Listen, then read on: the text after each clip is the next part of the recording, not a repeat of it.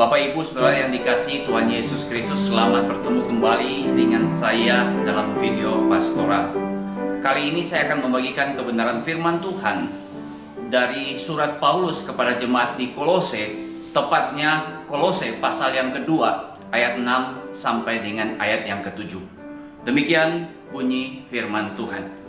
Kamu telah menerima Kristus Yesus Tuhan kita, karena itu hendaklah hidupmu tetap di dalam Dia. Hendaklah kamu berakar di dalam Dia dan dibangun di atas Dia.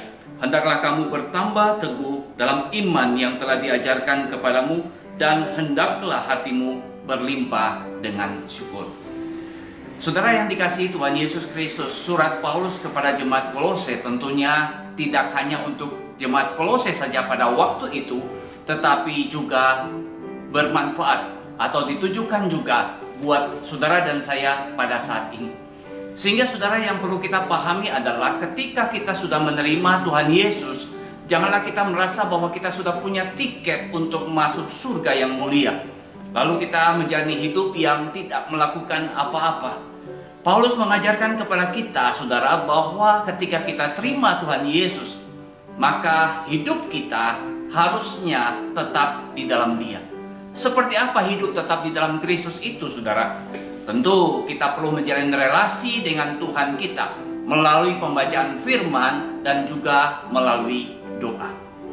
Karena dengan demikianlah iman kita boleh mengalami pertumbuhan. Nah saudara, di dalam bagian ini khususnya ayat yang ke-7, Paulus memberikan analogi berdasarkan apa yang dia pahami dengan tumbuhan ataupun juga dengan bangunan. Di mana dia berkata di situ bahwa hendaklah kamu berakar di dalam Dia. Nah saudara-saudara, kalau kita boleh melihat pohon yang tumbuh itu bisa bertumbuh karena punya akar.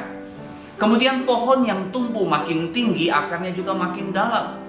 Dan untuk bisa bertahan, baik itu melalui badai ataupun angin yang kencang, pohon itu tidak roboh karena ada akar yang dalam, ada akar yang kuat.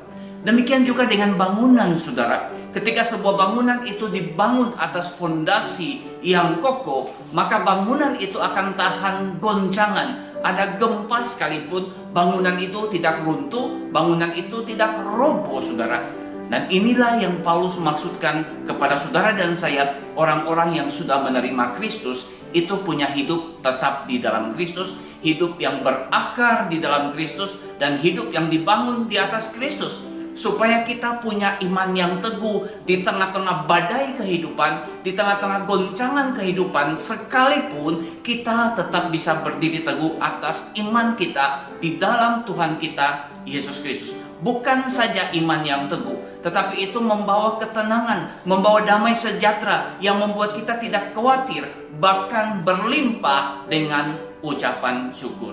Oh saudara sekalian, kalau kita khawatir, kita pasti mengeluh dan tidak akan ada ucapan syukur. Tetapi ketika kita memandang kepada Kristus, kita berakar di dalam Dia, dibangun di atas Dia, kita punya iman yang teguh, kita dapat tenang melalui badai hidup ataupun goncangan hidup, sehingga kita bisa memiliki hati yang senantiasa bersyukur. Kiranya kebenaran firman Tuhan ini boleh menjadi berkat bagi saudara sekalian.